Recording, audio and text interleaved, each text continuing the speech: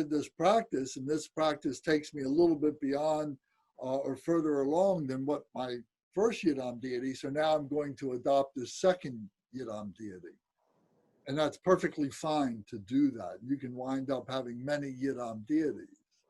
So the Yidam deities are those that teach the Dharmakaya. They're the meditation instructors. They're the teachers of the Dharmakaya. The Dharmakaya is the truth body, the mind of the Buddha. So this needs, more experience and some elaboration to be able to guide you through that. And so it's through the practice of the Yidam deities that bring that to us. The Dakinis, you talk about the Dakinis, and there's many different levels of Dakinis, but on the high spiritual level, on the enlightened level of the Dakinis, and there are those that are not enlightened or just slightly enlightened. But the enlightened Dakinis are the actualization of the Dharmakaya. So in other words, we receive the teachings from the Yidam, and now we actualize those teachings through the Dakini. We become the Dakini, just like we become the Yidam.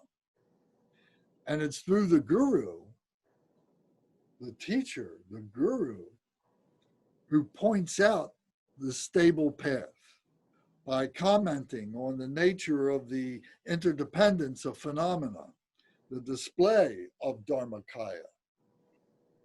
So it's the Guru who is the emanation body, who is the one that we can see, the one that we can touch, the one that we can hear, that is teaching us through their experience and guide us to then what becomes the Yidam deity. And then the Yidam deity then introduces us to the Dakini as the actualization of that wisdom, of that experience. Hey, Lance? Yes. I remember reading somewhere, I have a book somewhere in the house, that the Dakini was the influence of the feminine spirit, but then I remember reading somewhere else where that may not be exactly the case. Can you offer some clarification? Well, it's not the influence, it is the manifestation of the wisdom. The female, the feminine, represents the wisdom element. So it becomes the the expression of that wisdom. And the Dakini is like the literal translation for the Dakini is the skyfarer, one who is like, moving around in the ethers, and there's no impediments to the movement or the time of the Dakini. They're ever present in all places simultaneously. So we kind of tune into that. We kind of awaken to that, and we realize that is part of our Buddha nature. So these are called the three roots. You're familiar with the three jewels. The three jewels are the Buddha, the Dharma, and the Sangha. Well, the three roots are the Guru, the Yidam, and the Dakini. So the Guru being like the emanation body, the Yidam being like the Sambhogaya, the emanation body, or rather, the enjoyment body, and the Dakini being the mind, being the nature, the true nature body, the Buddha body. Now, Lance, there's three types of Dakinis, correct? Yes. I think there might even be more. but there are like everyday dakinis, then there are slightly enlightened dakinis, and then there are enlightened dakinis. Mm-hmm. So I'm not going to go into the detail of that. I'm not prepared to talk about that tonight. Oh. So So these dakinis that I was referring to are the actualization of the Dharmakaya, are the realized dakinis, are the enlightened dakinis. And they're not fully enlightened like a Buddha. They're not fully enlightened. The Buddhas are fully enlightened. So these distinctions become a little bit more clear as you experience these transcendent states through the meditation process by using the Yidam deities, by using these practices, these deity yoga practices, as your mode of connection with these deities.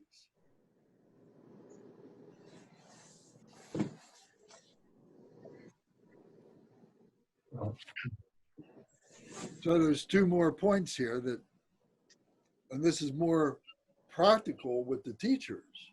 So the Kempos teach theory and doctrine by their commentary lectures.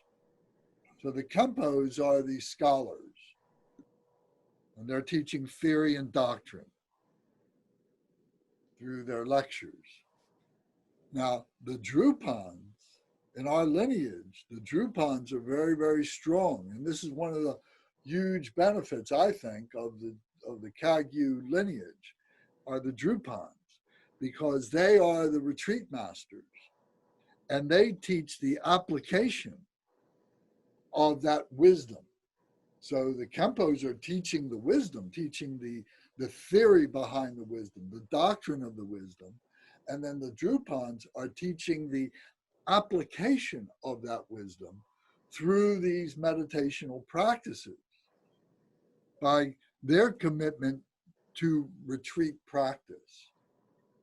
So the Drupans are committed to the retreat practice, to the actual, taking a weekend, taking a day, taking a week, taking a month, whatever it is, to go into a very profound, committed practice. And it's the Drupans that lead us through that. And what we're doing during that time is applying the wisdom that we learned from the Kempos, from the scholarly lectures that we receive, the empowerments and so on. The Drupans can give the empowerments too. And the Drupans certainly teach the doctrine and the theory too, but they specialize in the practice, while the Kempos specialize in that scholarly approach. Hey Lance, what is a Lopan? I think I heard that term here recently. A Lopan is like an ordained teacher. So someone who can teach the doctrine, who is fluid in the Tibetan language, not just the meaning of it and so on, but can teach it at the same level as the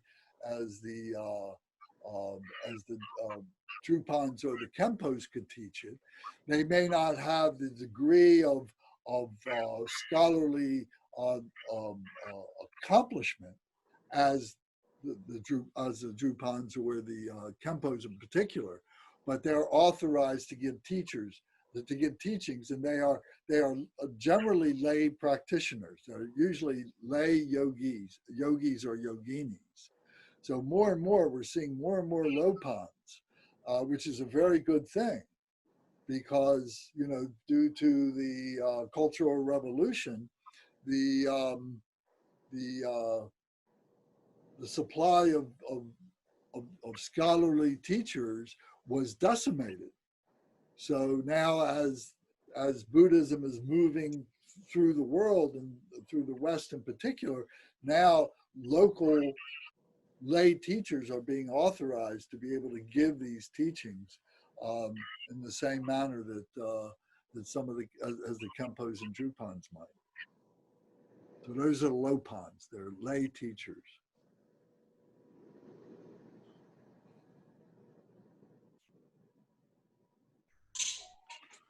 So every once in a while, things open up, and I wanted to share something with you. So we have time. The practice today, the Vajrapani practice, is a relatively short practice.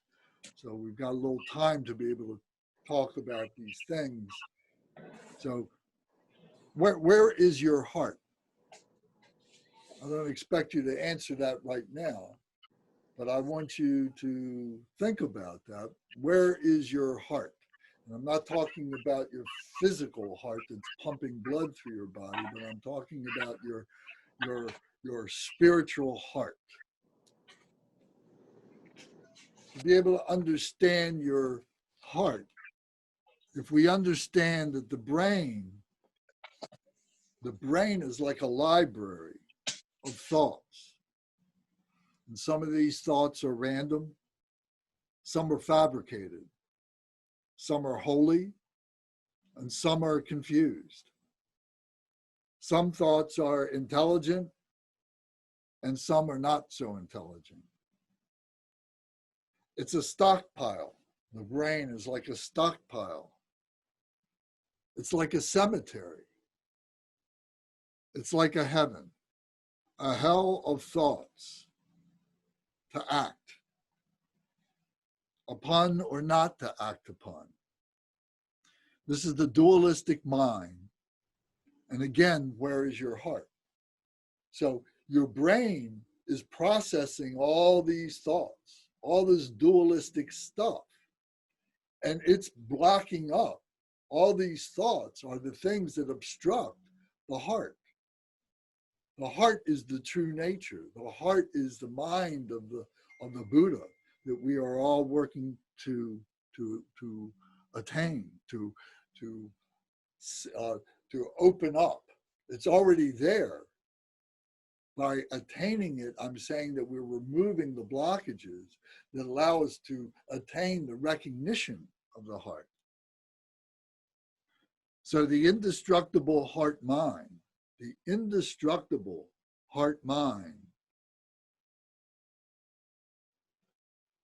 with heart thoughts, it has heart thoughts beyond expression, description, or action. So we talked many times that you have the keys to unlock your heart. This is the heart mind, to unlock your heart mind. The keys are all the stuff that we've been talking about, all this academic stuff. And then the actualization of the practices that then become those keys, that all this together are like the keys that open up the heart mind to set the heart mind free. It's been blocked up and we're releasing it. So where is your heart?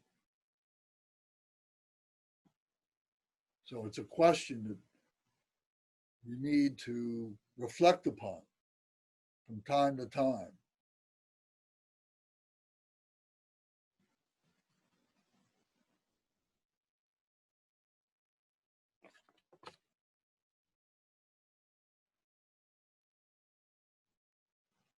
Any questions or comment?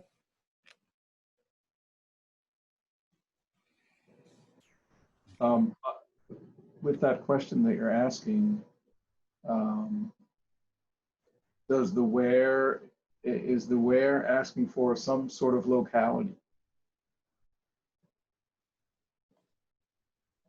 Well, it's a question that is a brain question.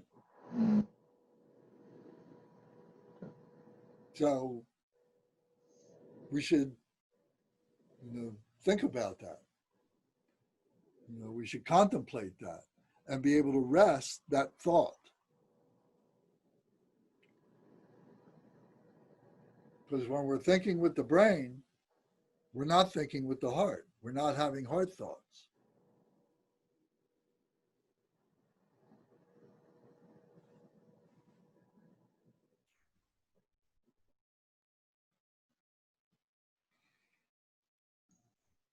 Yeah, this is a great question to ask to get out of the dualistic mode of thinking.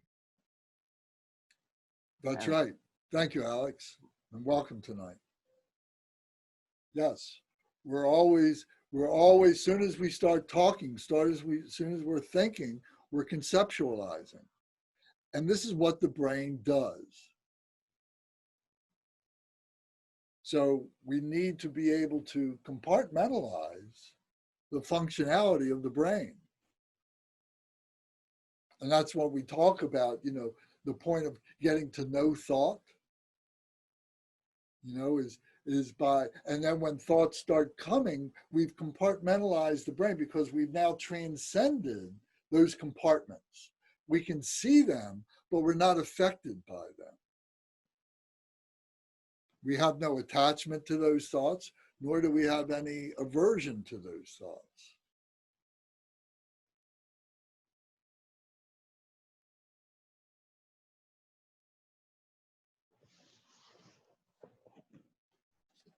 Okay. So these are investigations.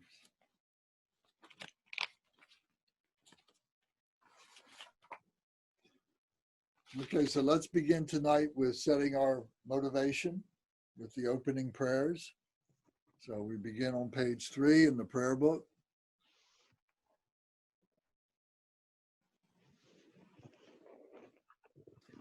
All mother sentient beings, especially those enemies who hate me, obstructors who harm me, and those who create obstacles on my path to liberation and omniscience.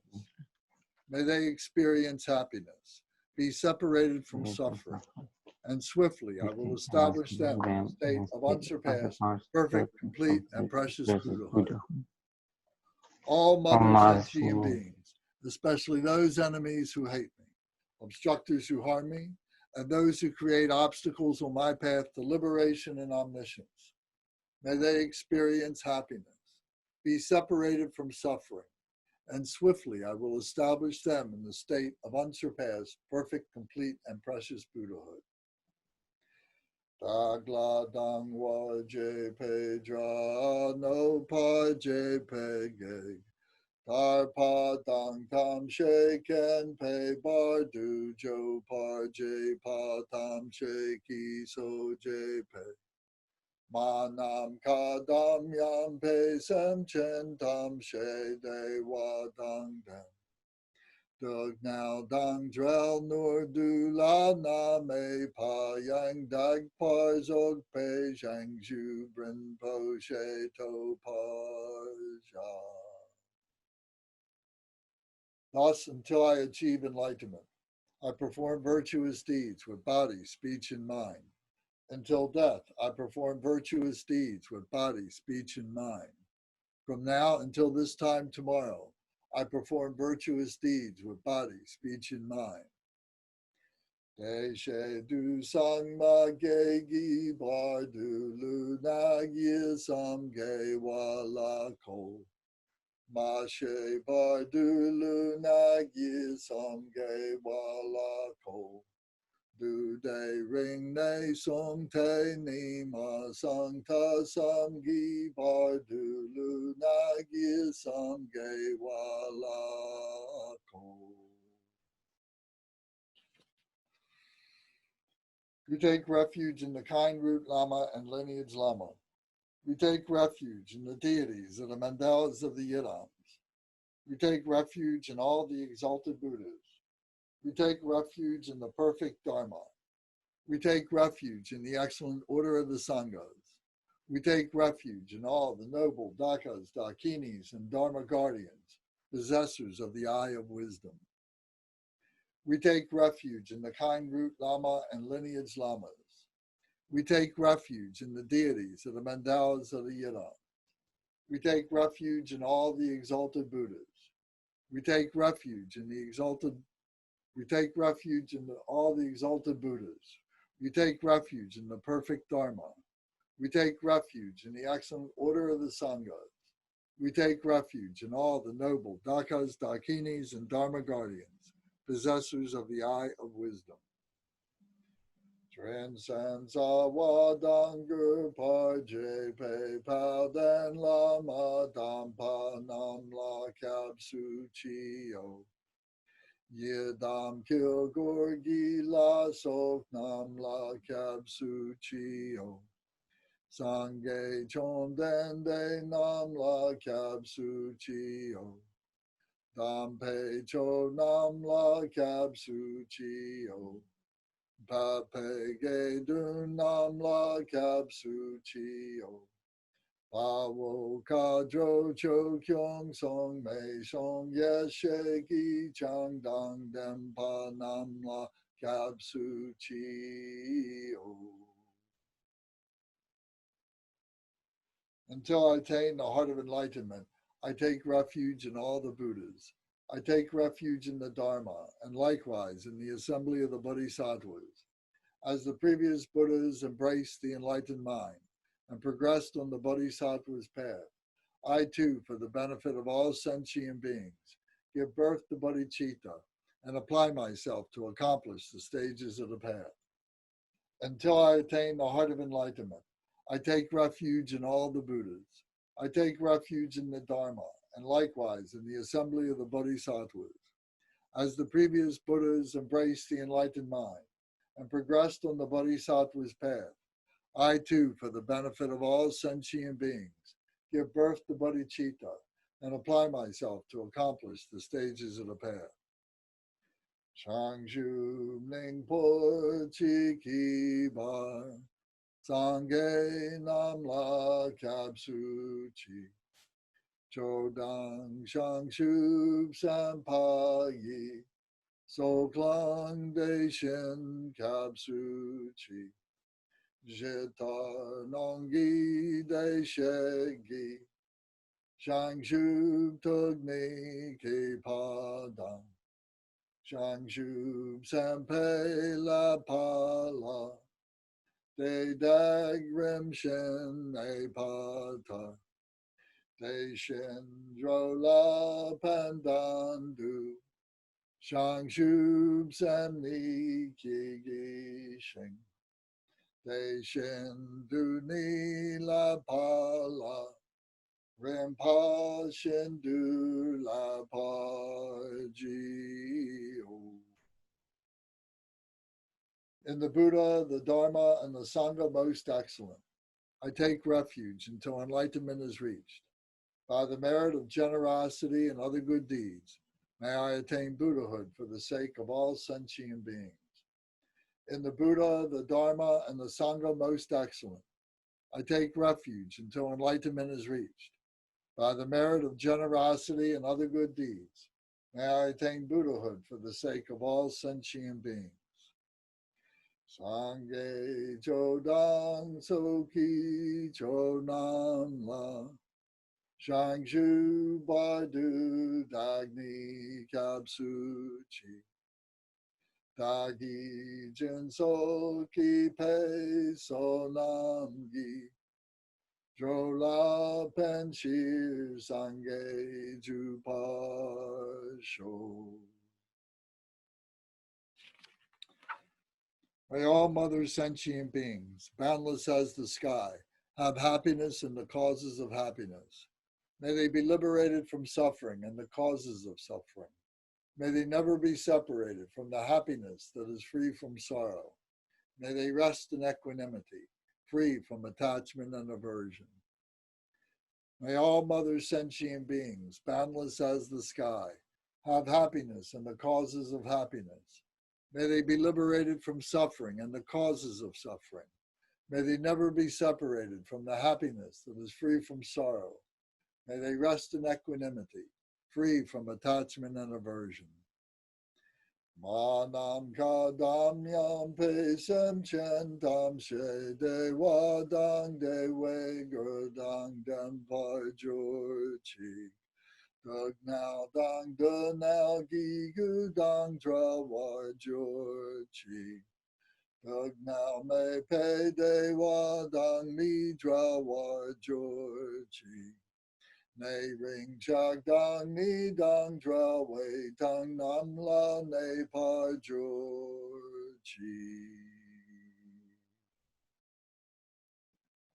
7-limb prayer. I bow down respectfully with my body, speech, and faithful mind to all Tathagatas in the 10 directions, those who have already reached the Tathagata state, those who are reaching it at present, and those Tathagatas still to come.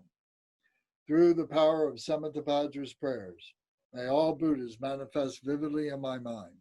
I prostrate to them, multiplying my body as many times as there are atoms of the earth. In each atom, I visualize as many Buddhas as there are atoms, surrounded by countless Bodhisattvas. Thus all space is filled with Buddhas and Bodhisattvas. I praise all Buddhas through magnificent chanting, expressing the great ocean of their excellent qualities. To all Buddhas, I make offerings of various pure flowers, of flower garlands, of music, anointing oils, magnificent light, and fragrant incense. I make offerings to them of fine garments, perfume, and potpourri, piled high as Mount Meru, and arranged in the most beautiful way. I visualize the highest and most extensive offerings, and offer them with great faith to all Buddhas. I prostrate to the Buddhas and make offerings to them, following the deeds of the great Bodhisattvas, Samantabhadra. I confess to you, Buddhas, whatever negative actions I have committed due to the power of anger, desire, and ignorance. I rejoice in the merit of all the Buddhas in the 10 directions, of the great Bodhisattvas and Pratyeka Buddhas, those who have attained arhatship, those who have entered the path to arhatship, and all other beings. I request to all great protectors and Buddhas to turn the highest wheel of Dharma as the light dispelling the darkness of beings in the 10 directions and leading them gradually to the enlightened state. I supplicate those Buddhas intending to pass into parinirvana to live long for as many eons as there are atoms of the earth in order to benefit all beings. Whatever merit I have gathered through prostrations, offering, confession, rejoicing, beseeching, and praying, for the sake of the enlightenment of all sentient beings, all this I dedicate. Short mandala. The ground is sprinkled with scented water and strewn with flowers. It is adorned with Meru, the supreme mountain, the 4 continents, and the sun and the moon. As a Buddha field, I offer it. May all sentient beings attain the happiness of the Buddha fields. To the lamas who possess the 3 kayas, I offer the outer, inner, and secret offerings with my body, wealth, and all that is visible. Please grant me the supreme realization and enlightenment. Whatever merit I have gathered through prostrations, offering, confession, rejoicing, beseeching, and praying, for the sake of the enlightenment of all sentient beings, all this I dedicate. Om Guru Ratna Mandala Puja Mega Samudra Saparana Samaye Ahom. In Tibet, Sashi Bochu Jome Totram Rirab Ningshi Dite Kempadi Sange Shenla Mikte Powayi Jokun Namdag Shindu Kewar So Kusong Yong So La Me So Nam La Jinang Sang Sun De Shin Yiki Cho Daglu Long Cho Nagi Song She La Me Chogi No Drup Sadu So Chaksa Wadang Chak Sang So Padang Jesu Yi Rang Kol Sing So Wa Yi Ye Wa Jung Ze Dagi Ji Sak Pa Tam She So Pe Shang Ju Chi No Om Guru Ratna Mandala Puja Mega Samudra Saparana Same Ahom. Unequaled refuge, ornament of the world. Your fame pervades the 3,000 worlds. You are the victor, Vajradhar. Your fame pervades, you are the victor, Vajradhar, without a doubt. I bow at the Father, Jigdan Sumgun. Continually, I think of no one but you. Compassionate one, grant your blessings. Dispel the darkness that surrounds my heart.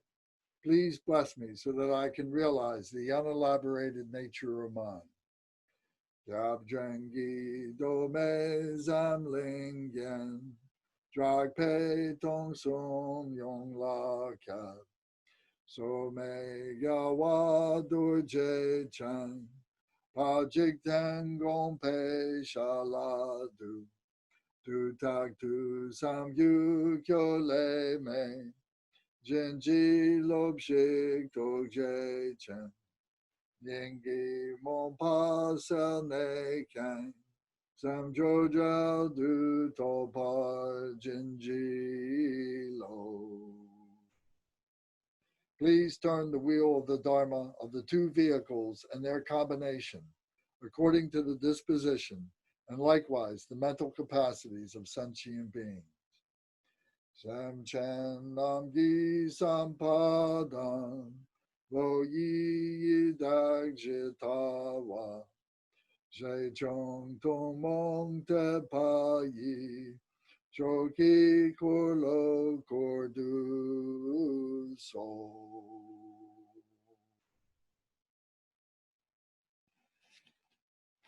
Okay. Any comments or questions about the opening prayers?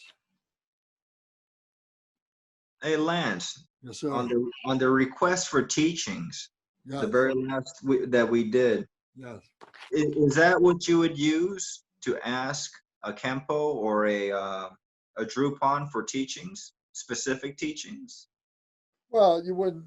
This is a general, Sangha. The Sangha is together reciting this every day to be mindful that we need to ask for teachings. Oh, okay.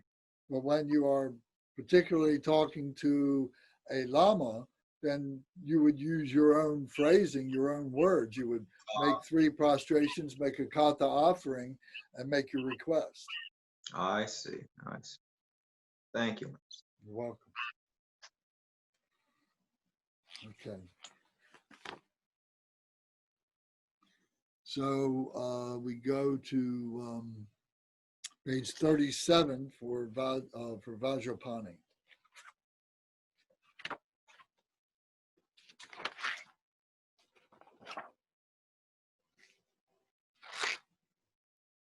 Lance, could you remind which booklet is that? We're in the Deity Yoga book, the Drikung Kagyu Deity, or the Drikung Dharma Surya book, the big white book. Do you have a copy? Did you download a copy?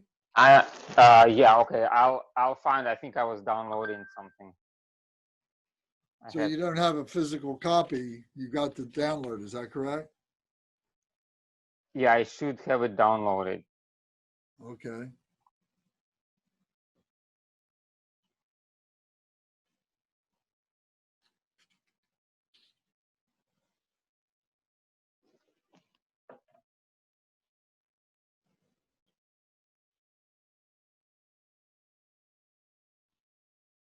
Okay, which page you said?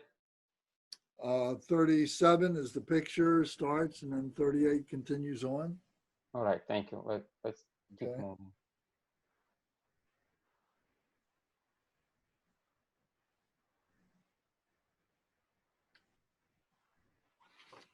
Okay, so we see that he is clearly a wrathful deity. And he's the only wrathful bodhisattva as the 8 great bodhisattvas.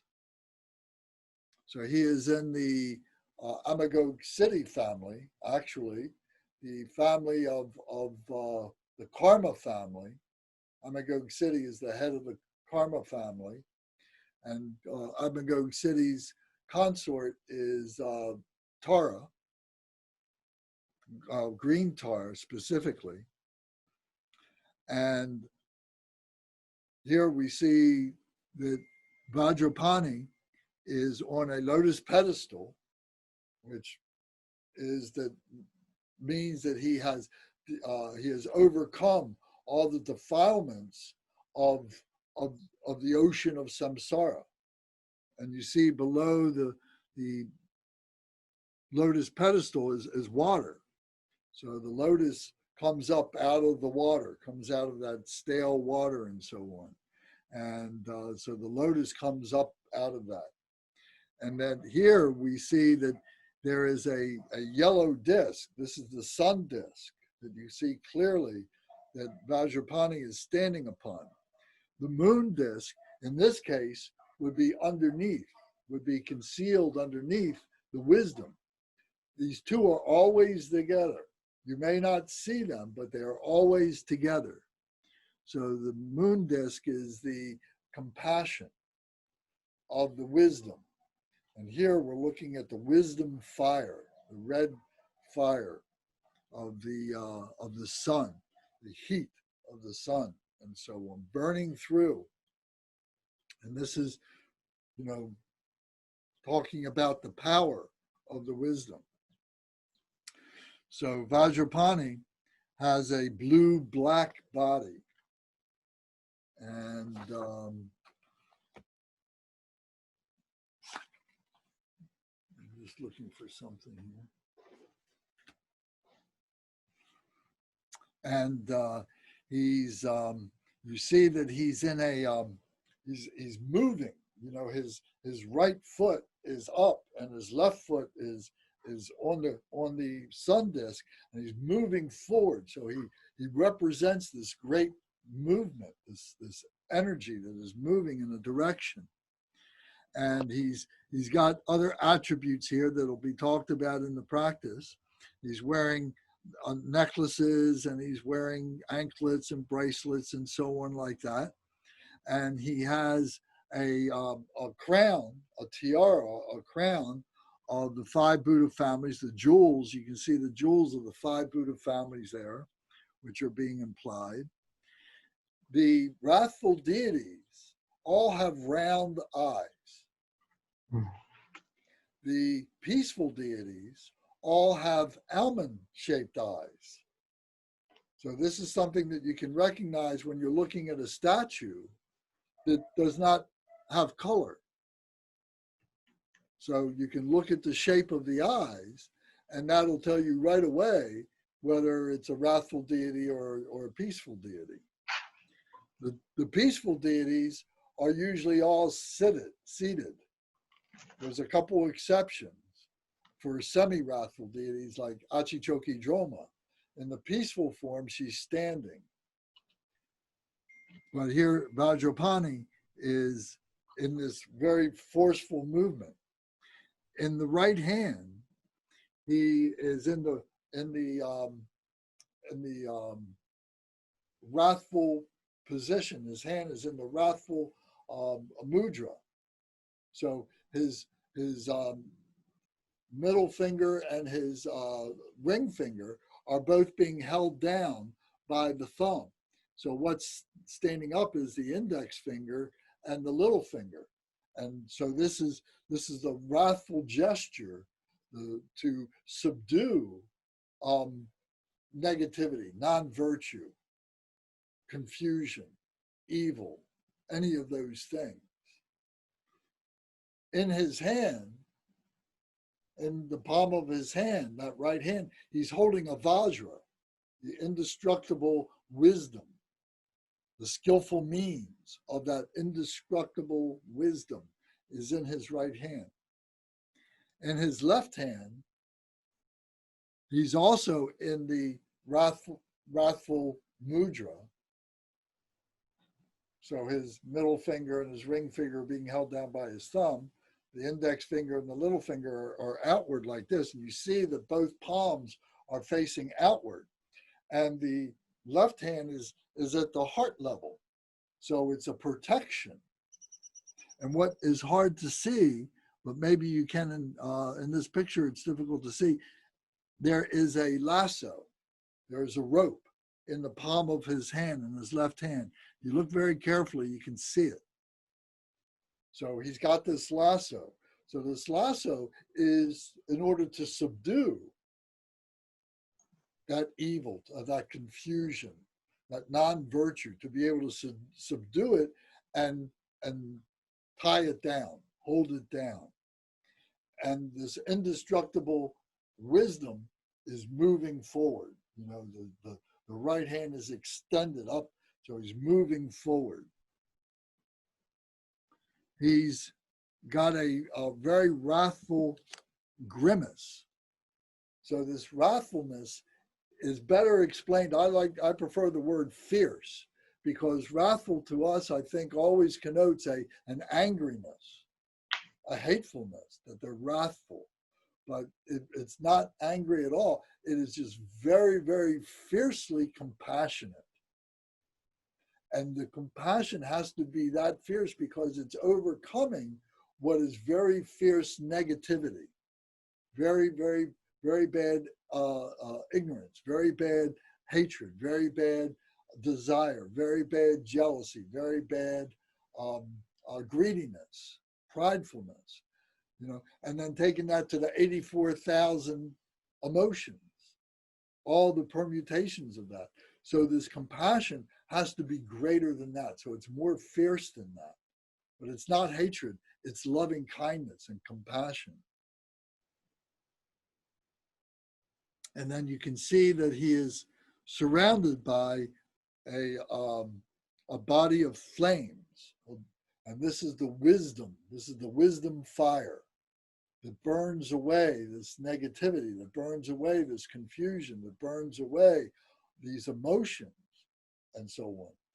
So it's not there to ignite it, to purify it in that way. It's the wisdom that purifies it.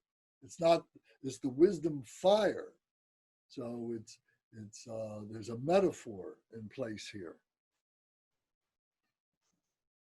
So anybody have any questions about the picture, the image of Vajrapani? Lance, what does the snake and the tiger skin represent? Oh, you can see that. Good. Well, the snake represents ignorance and aggression. So the snake is a symbol of, you know, that those very strong emotions.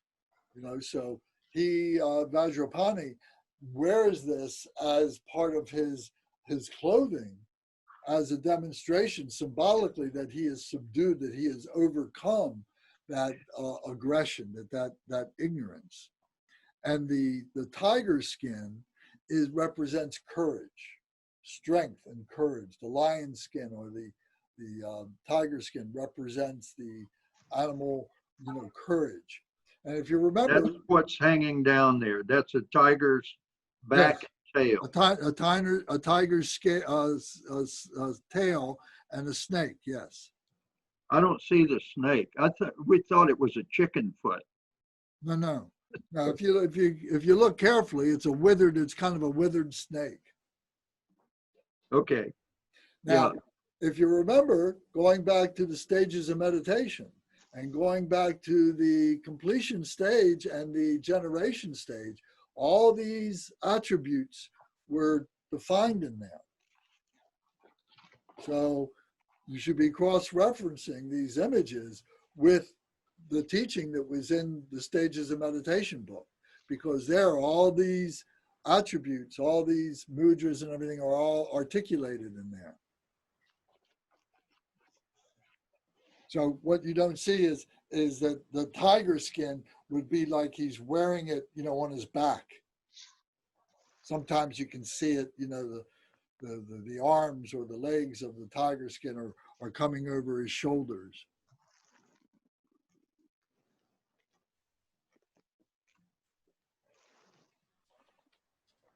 Okay, any other questions?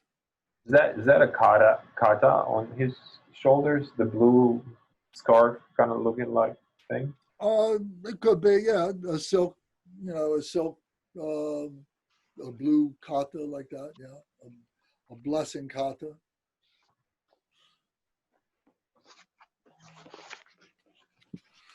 Okay, I think more explanation is coming up here in the text.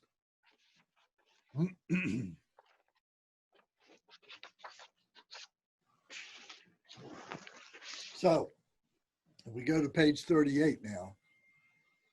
Now remember that to put this in a context now, we talk about that all our emotions are like our demons.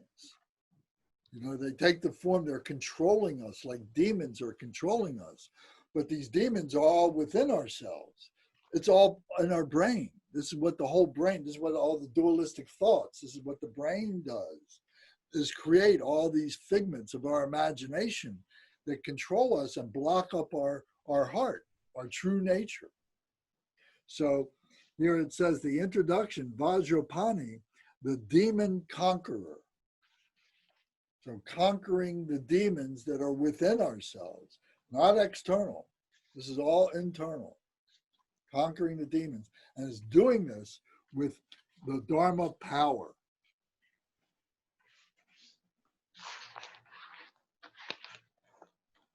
So I just want to point out here, energy or power is the capacity to do work, the potential,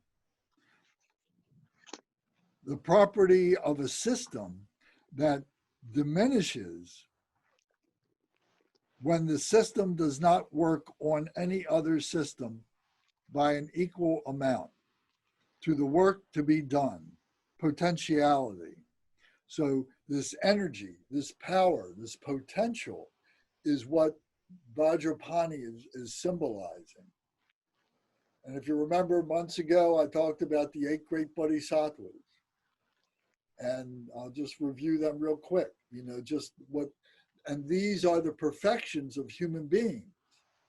You know, we talk about the bhumis and going up the bhumis, and to get up the bhumis, we have to perfect, we have these human qualities that we must perfect. So one of them is cultivation.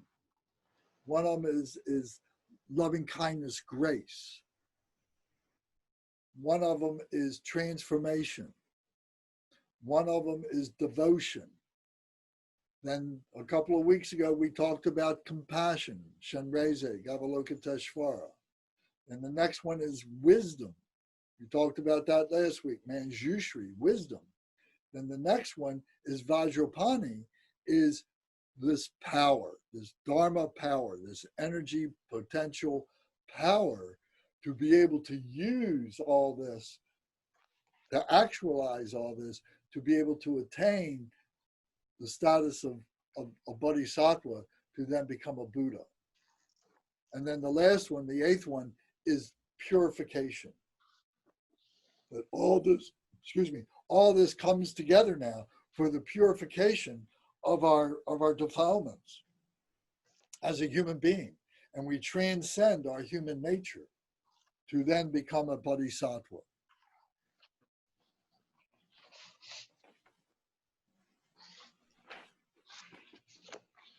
Okay. So now follow along with me on page 38. Here's the description and introduction. So it says, the deity, the Bodhisattva, is outwardly Buddha Sakyamuni, inwardly Vajrapani, and secretly Vajradhara. He holds the treasure of the secret teachings of the Buddhas of the 3 times. He is the embodiment of all tantric deities who manifest in many different forms to train sentient beings. Chakra Samvara is the body emanation. Mahamaya is the speech emanation, and Hevajra, the mind emanation. Vyasamaja is the quality emanation, and Kalachakra is the activity emanation. Therefore, this deity is the embodiment of all deities. In tantric texts, it is said, whoever sees my body will attain Buddhahood. Whoever hears my speech will attain joy, even in samsara. Whoever realizes my mind will bring any sentient being to enlightenment. Anyone who receives the empowerment of this deity and takes him as a yidam for regular practice will not be opposed by any evil spirits or entities. and eventually will attain the inseparability of the Vajra mind of all the Buddhas.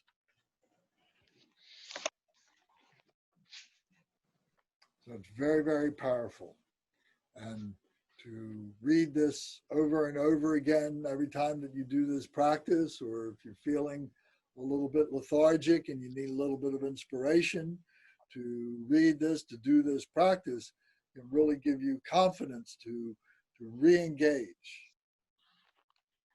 to wake up out of your stupor and be able to show the power as Vajrapani does. So to be able to go any deeper into this would require the empowerment. So we'd have to wait for a Lama to be able to bestow the empowerment upon us. But at least now we can be introduced to this and we can begin to contemplate the meaning of it and supplicate the Lama for the empowerment. So we start off now, it says, Namo Guru Vajrapani. So Namo is I pay homage to the Guru, to the great teacher. Vajra means the indestructible. Pani is the great black one. Homage to the master Vajrapani. Any yogi who wishes to practice the arising stage and mantra recitation of the very concise daily practice of the demon-subduing Lord of Secrets should first take refuge, cultivate bodhicitta, and meditate on the four immeasurables. The meditation of all-pervading emptiness. Om Swabhava Sudha Sara Dharma Swabhava Sudha Ham. The mode of abiding of all phenomena is itself pure openness. Sustain that nature. So that's the translation of that Sanskrit phrase there. Om Swabhava Sudha Sarva Dharma Swabhava Sudha Oham. All nature is completely pure. All things are pure nature, and all nature is completely pure itself. Now the visualization.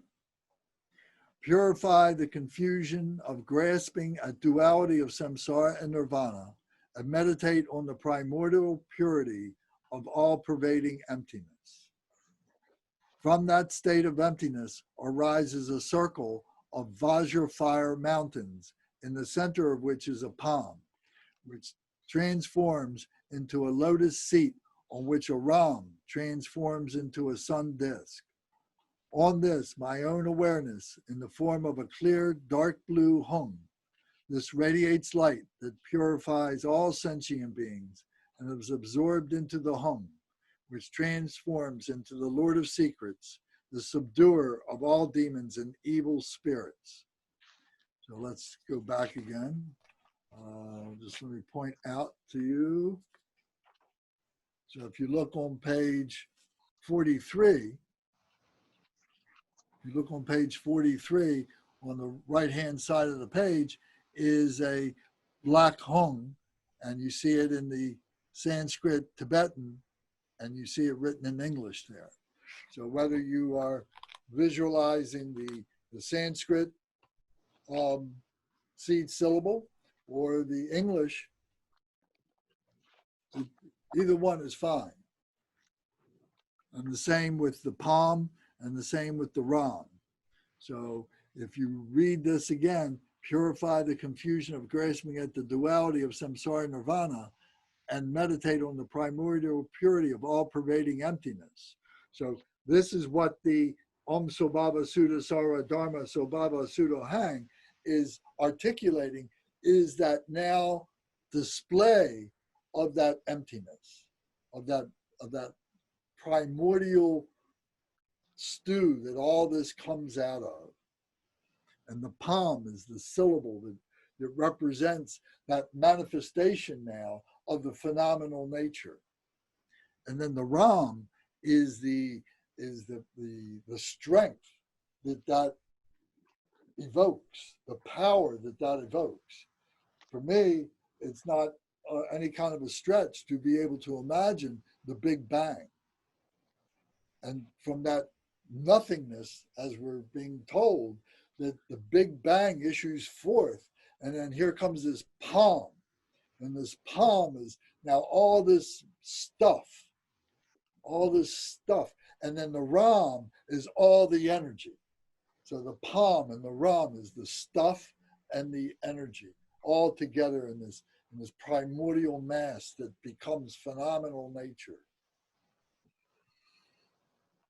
And from this, my awareness of all this is the hum, is the awareness, the indestructible awareness of this that comes from the primordial non-conceptuality of what issued forth the palm and the Ram.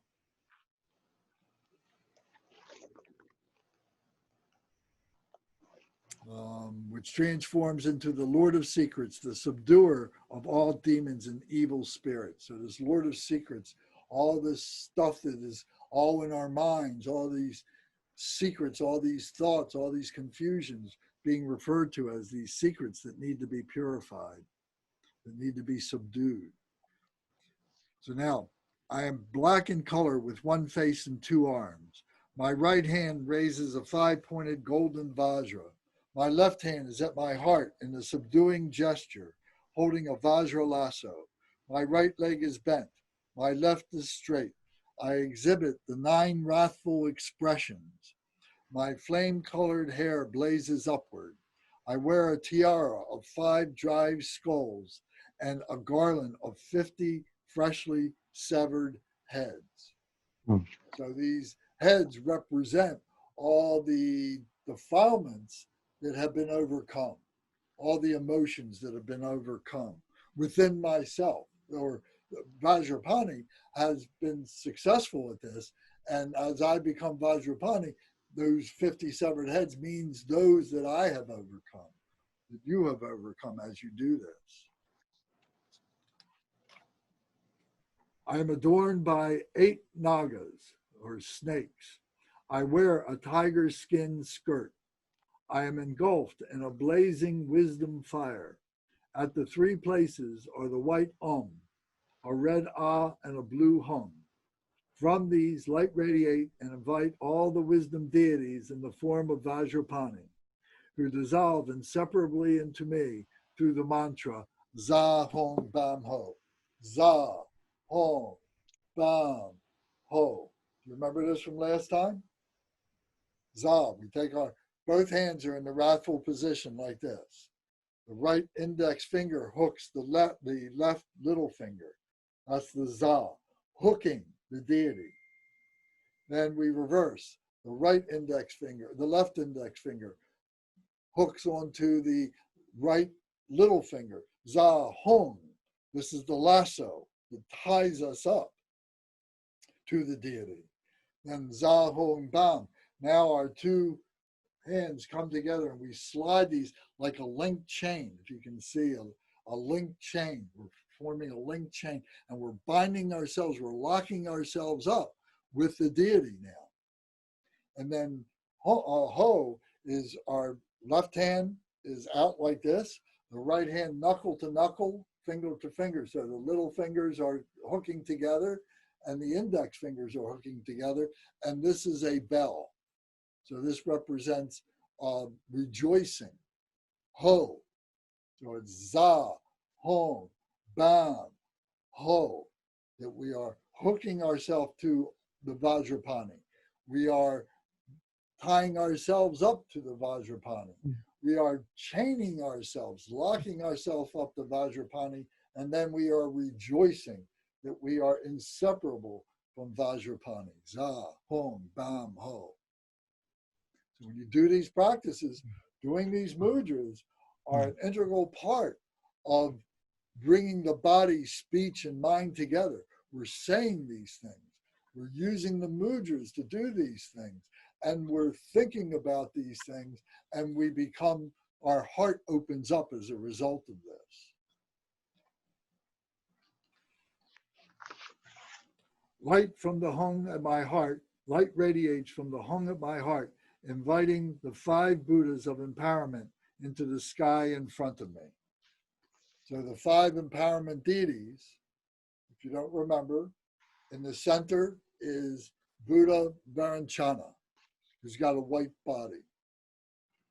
And he is the wisdom, he is the all-pervading wisdom, Buddha Varanchana.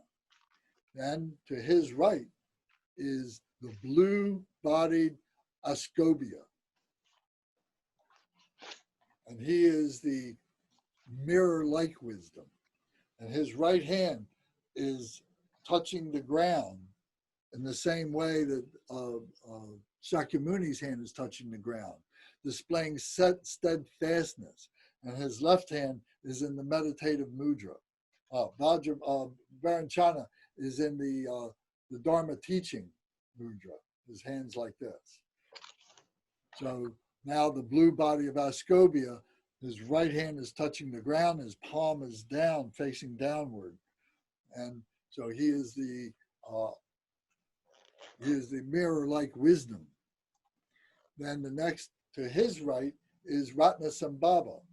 Ratnasambhava is yellow, golden yellow. Hand is in the giving mudra. So his right hand is at the right knee and the palm is facing upward in the generosity, and his left hand is in meditation. And he is the wisdom, the wisdom of equanimity. And then now back to the center is Varanchana, and on his left is Amitabha.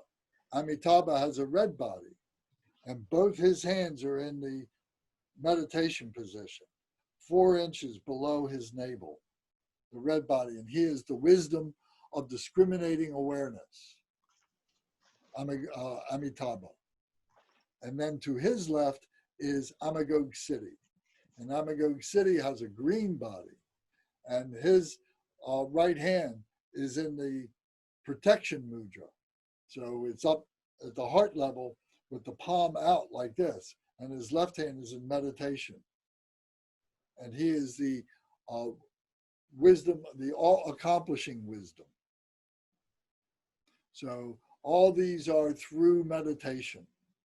The teaching of meditation, the teaching of Dharma, and Ascobia, Ratnasambhava, Amitabha, and Amagog City, all meditation deities. These are the Dhyani Buddhas. These are the wisdom Buddhas.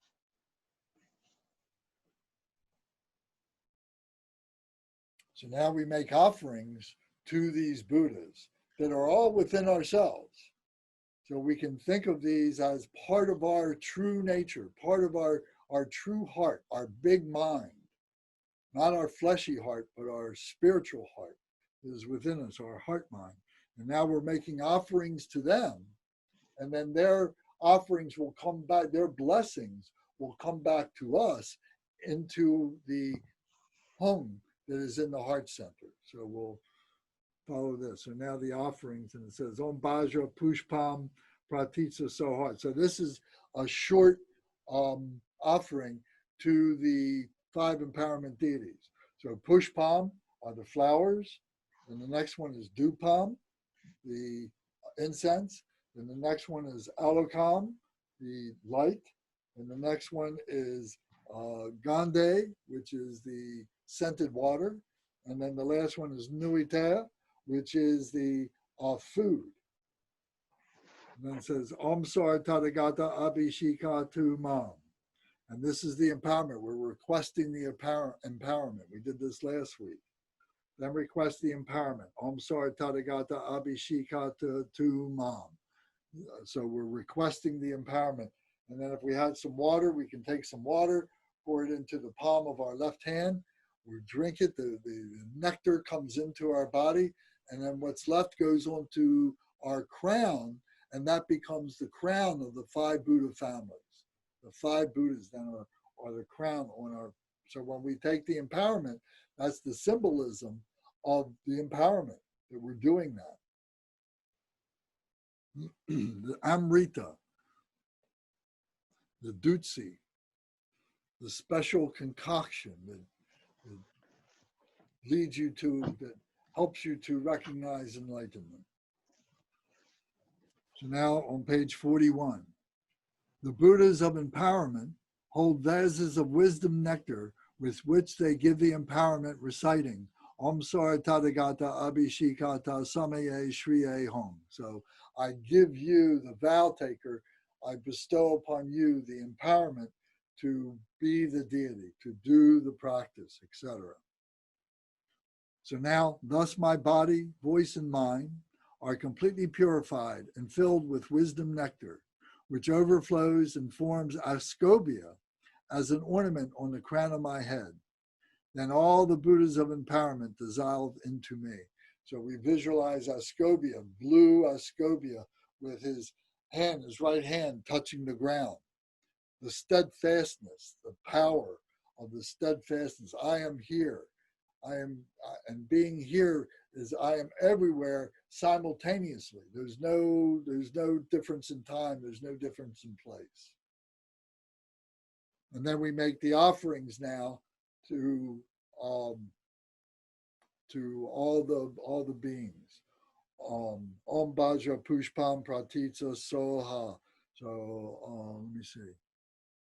So it starts off with the 5 empowerments again. Oh, wait a minute. Oh, I see. This is a mistake. Okay. So page 41 at the bottom where it says offerings, that is redundant.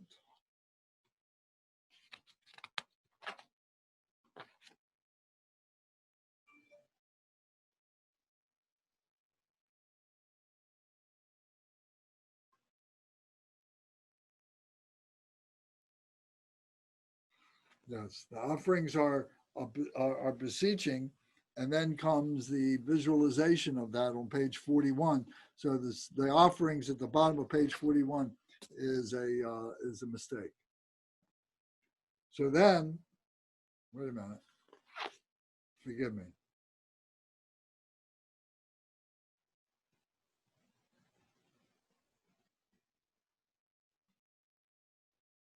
Okay. Now, the offerings at the bottom of page 40 is incorrect.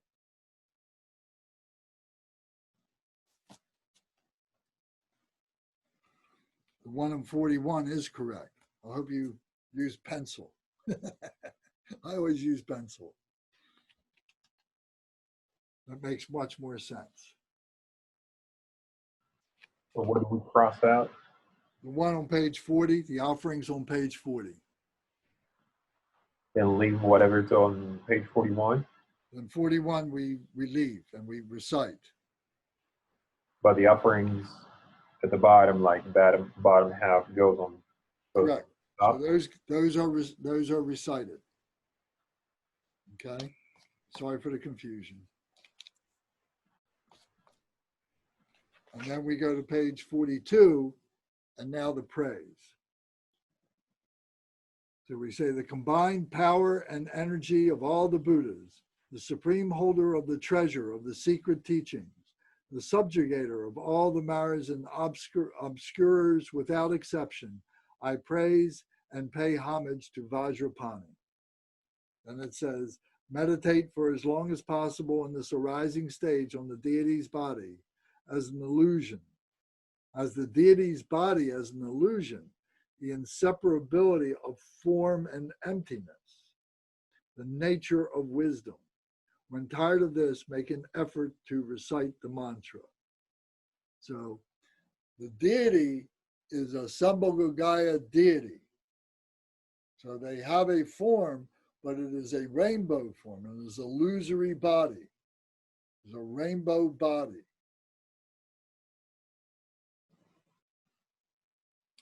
So we visualize that, and then it says now, then when you are ready, then you begin to recite the mantra.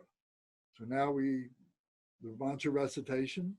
At my heart is a hung, surrounded by the mantra Hung Bajra Pe, Hung indestructible, Bajra,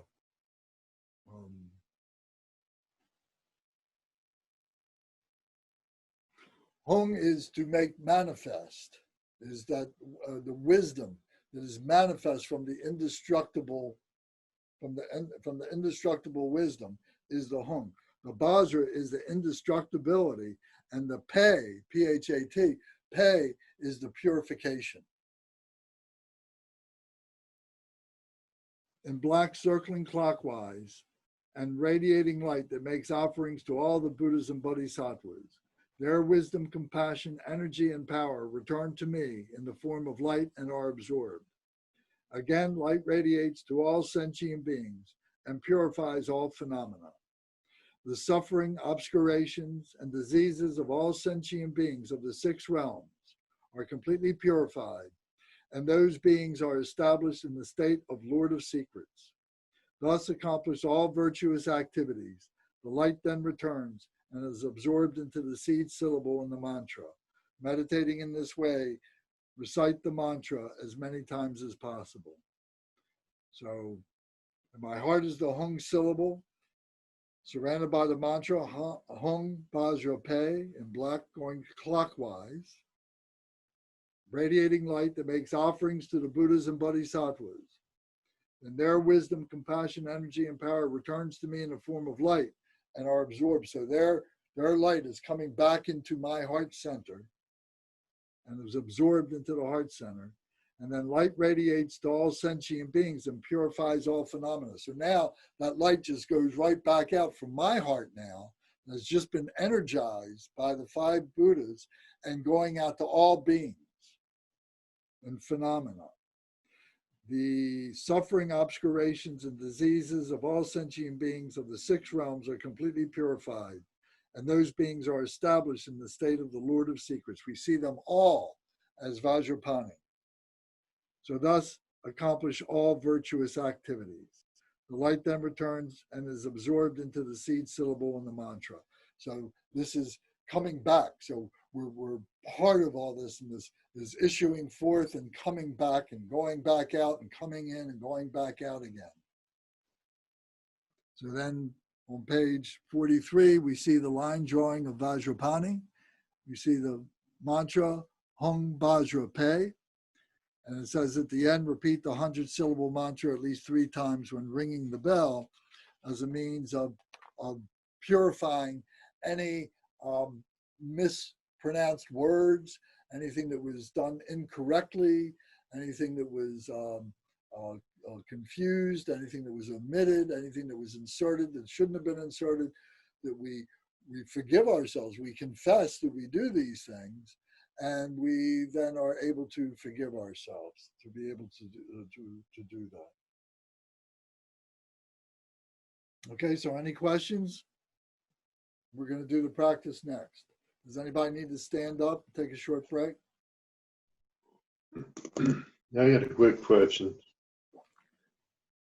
When we, on page 42, when it says the light radiating to all sentient beings purifies all phenomena. So what is your understanding of purifying phenomena? That through wisdom, we are purifying our attachment and our aversions to all phenomena.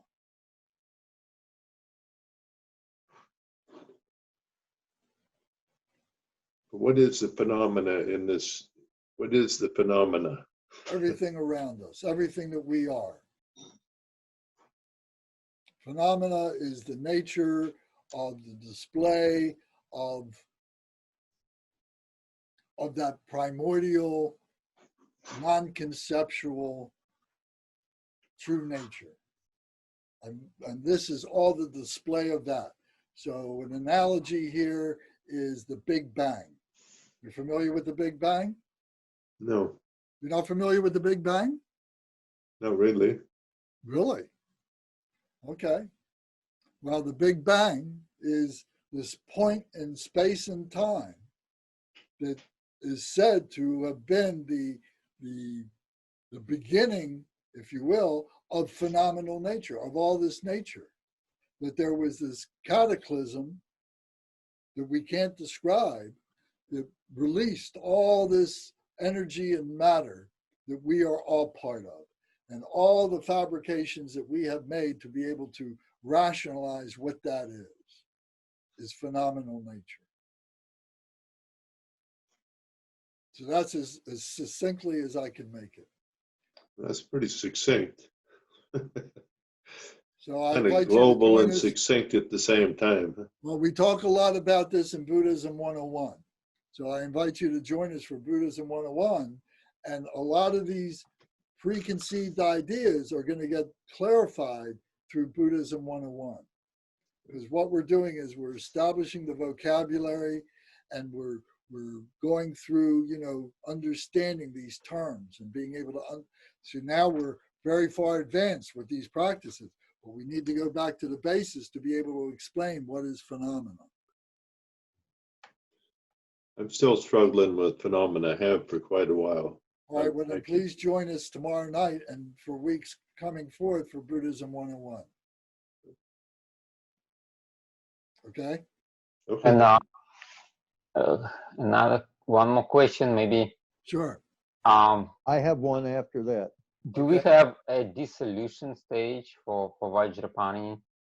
Yes, it's right there on page 43. Hmm. Did you see it? You don't have the book? Right, I'm still looking for the book. Oh, sorry. Yes, the dissolution comes right after, is the bottom part of page 43, after we do the mantra recitation. Okay. Michael, do you have it handy that you can shot him the Deity Yoga book? I have never had it handy. Is it in the Google Drive though? Oh, I don't know where it is. Oh, no. It's on the Drikung Dharma Surya website. I can tell you that. Is it? So, Alex, if you want to go to the website. Oh, yes, I can do that. Right. I thought so, but I didn't expect it. And if you send me your address, I will send you a book. Okay? Thank you. Okay. But you got to send me your address to be able to do it. Right. I'll send you a physical book. Oh, the physical. Okay.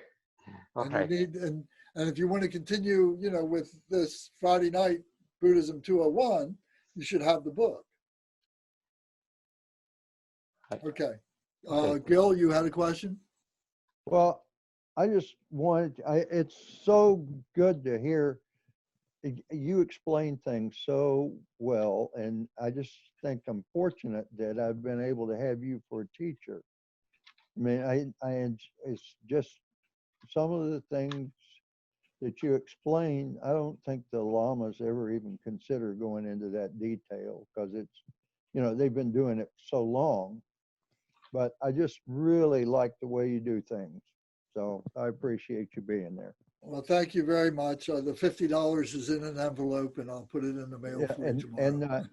And EDG, if you, I suggest you, this is a good path for you. I mean, I don't know much, but he taught me, and a lot of people couldn't. Thank you. All right. Anybody else have a question? We'll get on with the practice. Okay. All right, then back to page 30. Question. Yes. So when we're doing the visualization with the lotus and the syllables, where do we visualize this happening? Is it like in our hearts or someplace else? Good question. All right. It starts off above and in front of ourselves. If you remember, we talked about it a lot last week in Manjushri. So about at the level of our forehead, and in front of us about 18 inches or something like that. So that's where it starts. The deity is there in front of us. Then as we progress along, the deity comes and sits on our head and stays there for a time. And then and all this can be happening very quickly or very slowly, depending on you, how you visualize this, how stable your visualization of this is. And then it comes down into our heart center. And maybe only 2 inches high, but is in our heart center. And in the heart center of the deity is the Hung seed syllable. So it's in our heart syllable, in our heart now. So as we're reading this, we can visualize this, as we're reciting this, and then as we're doing the mantra, we should be visualizing this while we're doing the mantra. So that's why I say it depends on you, each of us, how stable you are at each stage. And if any particular stage gets kind of corrupted, gets kind of confused, go back to the beginning of above and in front yourself, and then go back to them sitting on your head, and then go back to them to here and everything. So it's important. What we're developing here is one-pointed mindfulness. Our goal is to become the deity. And this is the method how to do that. This is deity yoga. Yoga means union. Deity is this wisdom within ourselves, and we are bringing ourselves in union with this wisdom. Excellent, thank you. All right. I got to stand up just for a second. I got to turn this fan up a little bit.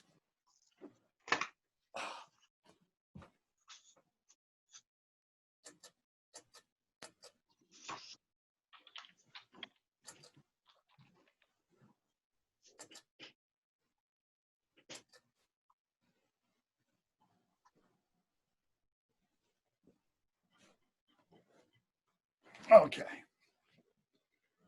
All right. Anything else? Now's the time to ask. Okay. Alex and Ed, will you turn your mics off, please, so that we don't get feedback? Okay. Yes. Thank you. Okay. Okay, so we're back on page 38. You can take a look at 37, get a good look at Vajrapani again. Okay. The meditation of all pervading emptiness. Om Sobhava Sudha Sara Dharma Sobhava Sudo Ham. Purify the confusion of grasping at the duality of samsara and nirvana, and meditate on the primordial purity of all pervading emptiness.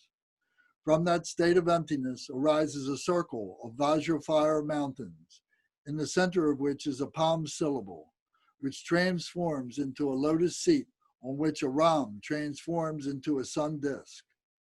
On this is my own awareness in the form of a clear, dark blue hum.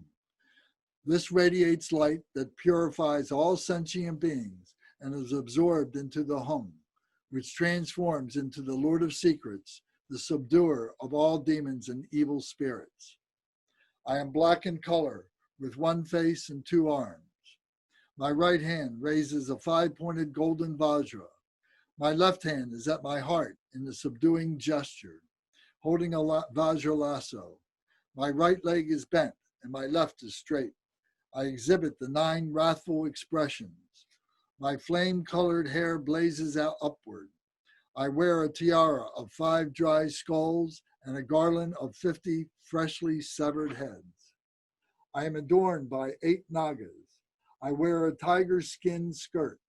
I am engulfed in a blazing wisdom fire. At the 3 places are a white Om, a red Ah, and a blue Hum. From these, lights radiate and invite all the wisdom deities in the form of Vajrapani, who dissolve inseparably into me through the mantra Za, Hom, Bam, Ho. Light radiates from the hung at my heart, inviting the 5 Buddhas of empowerment into the sky in front of me. The Buddhas of empowerment hold vases of wisdom nectar, with which they give the empowerment, reciting Om Sara Tathagata Abhishekata Samaye Shriye Hum.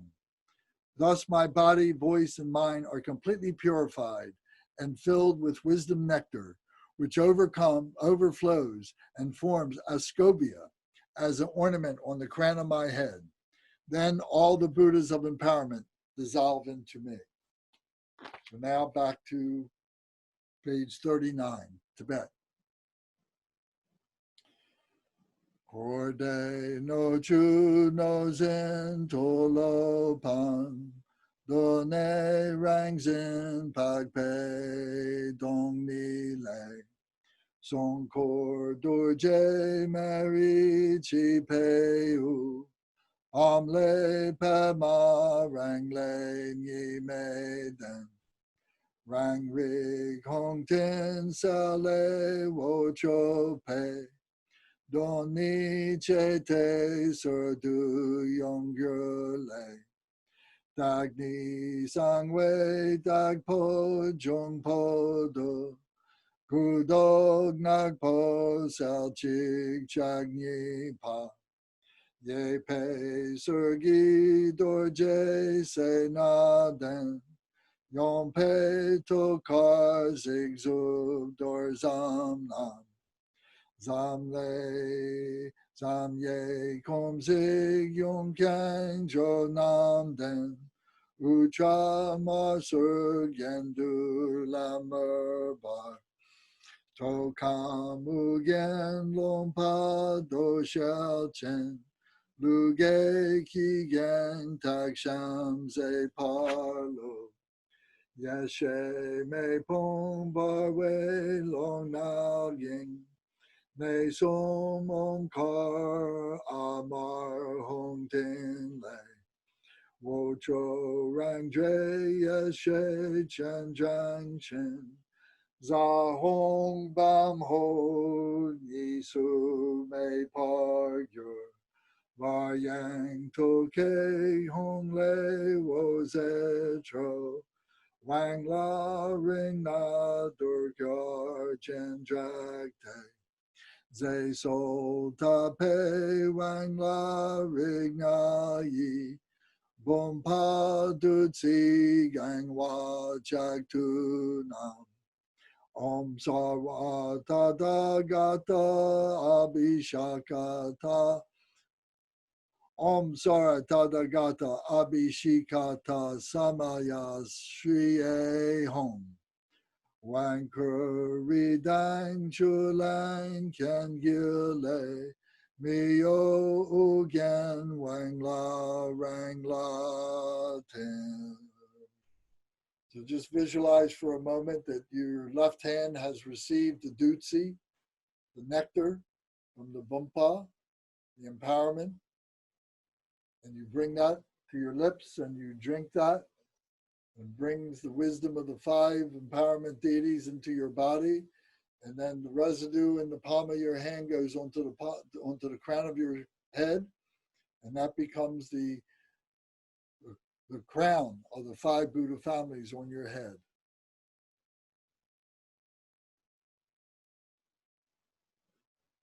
So now we make the offerings. Om Bajra Pushpam Pratitsa Soha. Om Bajra Dupam Pratitsa Soha. Om Bajra Alokam Pratitsa Soha. Om Bajra Gande Pratitsa Soha. Om Bajra Nuite Pratitsa Soha. Om Sara Tathagata Abhishikatu Ma. The combined power and energy of all the Buddhas, the supreme holder of the treasure of the secret teachings, the subjugator of all the Mars and obscurers without exception, I praise and pay homage to Vajrapani.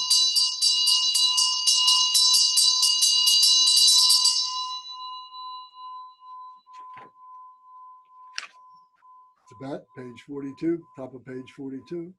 Te shek tu top shik du shen, sangwa naki zozin chok, du geg malu du ze pa, dur je zin la chak sao to.